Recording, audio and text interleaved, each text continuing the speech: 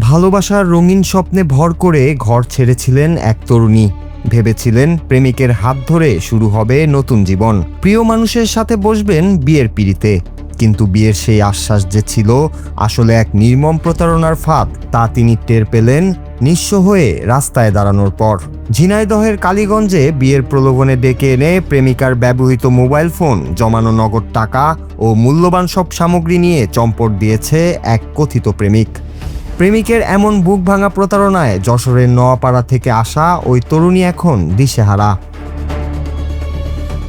জানা গেছে, অভিযুক্ত ওই প্রেমিকের কথা মতো নতুন জীবনের বুক ভরা আশা নিয়ে নিজের চেনা ঘরবাড়ি ছেড়ে যশোরের নোয়াপাড়া থেকে ঝিনাইদহর কালীগঞ্জে এসে পৌঁছান ওই তরুণী।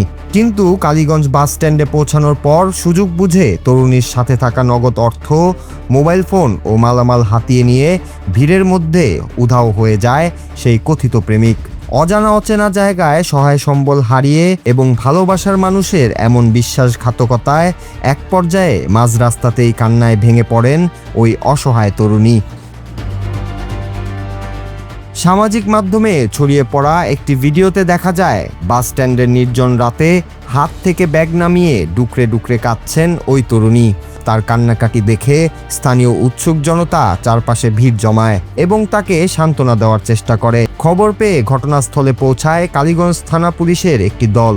সেখানে কাঁদতে থাকা তরুণীর সঙ্গে কথা বলে তার পরিচয় ও পরিবারের মোবাইল নম্বর জানার চেষ্টা চালান কর্তব্যরত পুলিশ কর্মকর্তারা। পরবর্তীতে তাকে নিরাপদ আশ্রয়ে থানায় নিয়ে যায় পুলিশ।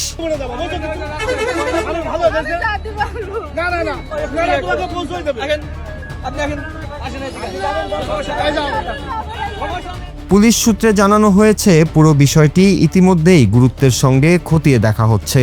তরুণের অভিযোগের সত্যতা যাচাই করে অভিযুক্ত প্রতারক প্রেমিককে শনাক্ত ও তাকে গ্রেফতারের প্রয়োজনীয় আইনগত ব্যবস্থা নেওয়া হচ্ছে। ভালোবাসার নামে এমন অন্ধবিশ্বাস ও প্রতারণার ঘটনা আবারও আঙুল তুলে দেখিয়ে দিল যে না চিনে না জেনে কারো উপর ভরসা করার ভয়াবহ পরিণতি কি। এ যেন এক বুক ভরা আশা নিয়ে এসে নিঃস্ব হয়ে ফিরে যাওয়ার এক করুণ আখ্যান। Noor Raju, Bangla TV news desk.